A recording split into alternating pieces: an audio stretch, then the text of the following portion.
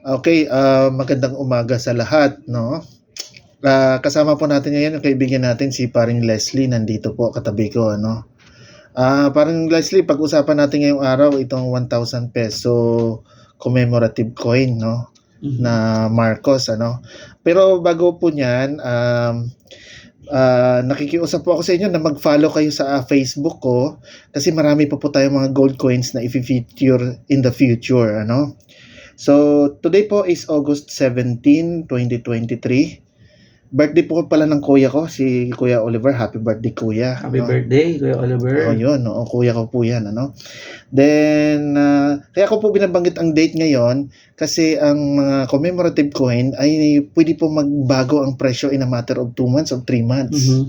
Ganyan parang Leslie ang takbuhan ng collectibles. Pwedeng Ganda pala, magbago. no? Oo, pwedeng magbago in just 3 months, no? So, ito pong Marcos Gold ay ₱1,000 po ito, no? Ginawa po ito noong 1975. Mhm. Ah, So, nagandahan ka ba paring Leslie? oo, bro, ang ganda niyan. So, 1975 siya. Oo. Non-circulating coin to, tama? No, So, hindi ginamit siya. Hindi Tama ba? hindi siya ginamit, no, Mhm. non-circulating commemorative coin siya. Ginawa siya dahil doon sa 3rd anniversary of the new society. Yun. May question ako, bro. Mm. Sabi, di ba gold yan? Mm. Pure na gold ba yan? O merong ano yan? May halo? May halo ba? Actually ito po ay 90% gold at 10% na silver, no. So parang alloy siya ng silver at saka ng gold, no. Grabe pala yan. Wala po ako makitang literature na nagsasabing kung ilang karat po itong gold na ito, no? Pero may nakapagsabi sa akin na 21 karat daw po ito, but I cannot confirm, ano? Siguro kung may nanonood po na medyo batikan na collector, baka pwede po kayo mag-comment dyan, no? Kung may alam po kayo kung ilang carats po ang Marcos Gold na ₱1,000. Yun, comment tayo. Sa tingin mo parang Leslie, ilang karat ba ito? Wala akong alam sa mga ganyan, pero siguro yung mga nakakaalam, kapag kinoment daw nila yan, malalaman natin yan. Oo, yung iba kasi nakikita nila sa kulay ng gold at saka nakikita nila sa tigas ng gold, no? Mga batikan, no? Mga batikan kasi Kaya. ang malambot daw na gold parang sinasabi na yata nila 24 karat, no? Mhm. So habang pababa ang number ng karat, ang pagkakaalala ko diyan parang tumitigas ang gold, mas matigas. Mas matigas. Oo. So kung ganitong coin na ginawa, kasi kung 24 karat ito, malambot ito, baka mabilis matupi. Matupi. Yeah, Oo. exactly. So malaki siguro ang chance na baka 21 karat ito or 18 karat. Pwede. Ayan. Pwede. Tama. Yan. So, parang Leslie, gusto mo ba malaman kung magkano ang presyo nito ngayon? Actually, bro, yan na talaga yung tatanong ko eh. Since gold yan, siguro may ano na ako na mahal talaga yan. Pero, syempre, tingnan natin magkano ba talaga yan, bro. Magkano sa market yung ganyang coin na yan. Actually, ang history nito, noong 1975, no, may nakita akong resibo sa isa sa mga collectors before. Nakalagay na ₱1,300. So, ibig sabihin, binili ito sa BSP dati ng 1,300. 1975 to. 1975 yun, ₱1,300. So, mga ilang years na. Oo, 40 years. ngayon ang takbo ng presyo sa black market ay around 45 to 55,000. Laki na. Ganun na kamahal paring Leslie ang... So, possible magmahal pa kapag... posible pa magmahal ito, no? Oo, kasi ano siya talagang ang mga collectibles nagmamahal eh. Since collectible yan, bro. Oo.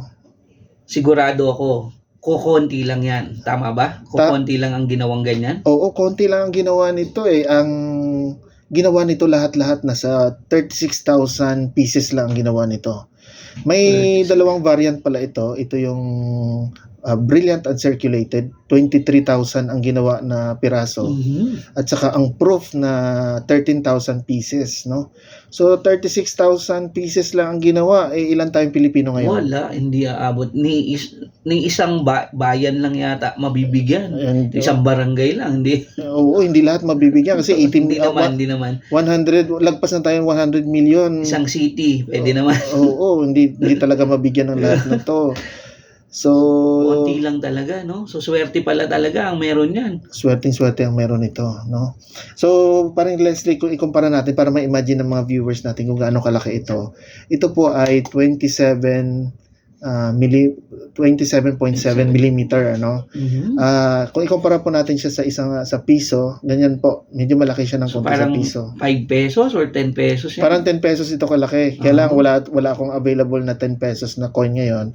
Kaya kinumpara na lang natin siya So, 1 peso. side by side with 1 peso. So, malaki din pala, no? Malaki din, oo. And kung itabi naman natin siya sa bago nating pera na 20 pesos, ay ganyan po siya. Mas maliit ng konti lang. Mas maliit siya ng konti. Yan.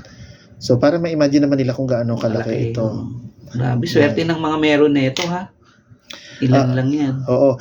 By the way pala, nagpapasalamat po pala tayo kay Sir Jess, no, sa pagpapahiram niya ng kanyang 1,000 peso gold, Marcos Gold, no? Thank you, Sir Jess. Oo, napakabait po ni Sir Jess kasi kahit ganito kamahal, ay talagang pinagkatiwala sa atin. Yes.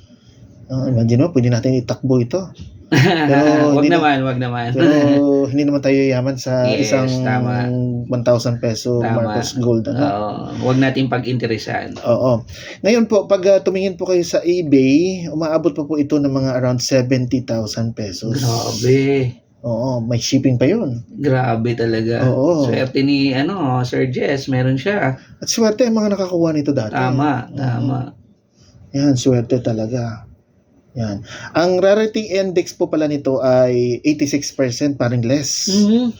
Ang rarity index, habang pataas ng pataas ang numero ay Nagmamahal. ibig sabihin rare na. Rare na. Okay. Pataas to pagka ganun. Oo, pag mataas ang numero, meaning rare siya. Okay. For example, ako dyan, for example, ang isang coin ay 95% rarity index, ibig sabihin sobrang rare na. Meron kayong mga 99.9, bro? Meron siguro, no? Mayroong mga narinig ako mga coins na nung panahon pa ng Hopefully ng Julius Caesar sa Rome, no? May mga Roman coins. Yan yung mga hindi na perfect yung circle, di ba? Yung mga ganon, parang gold lang talaga na pinitpit. Yan, rare yan. May nakita nga ako sa sa YouTube yung parang 10 pieces lang na ang nag-i-exist sa buong mundo. Wow. So parang dollars na, million of dollars na ang price noon. Kailan kaya tayo makakapag explain yan sa vlog? Baka meron, no? Yun, mahirap talaga. Mahirap. Pero hopefully maka-explain tayo niyan, bro. Oo. So, parang Les, mukhang maganda pa itong nakuha natin, no? Yung na-share ni Sir Jess dito. No?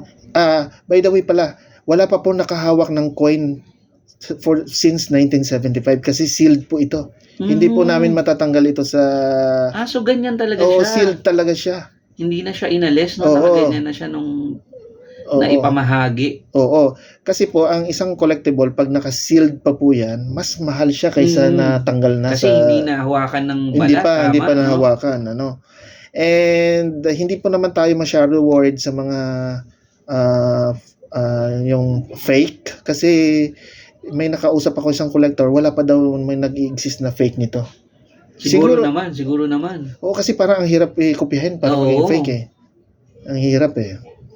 Bad yun, magpe-fake ng mga ganito. Oo. So, yan po ang 1,000 peso Marcos Gold. Kaya 'di ba yung mga bulong-bulungan dati nung panahon ni Marcos ay 'di ba maraming gold si Marcos. Oo nga. Oo. Kaya ito baka isa itong patunay na talagang totoo na during 1975. Pwede. Yung tinatawag na yan ng mga Yamashita treasure na yan. Yeah. Baka nga talaga nakuha niya, no? Kaya ginawa niya ng mga coins. Oo. Trivia yan, pwede. Oo, pwede.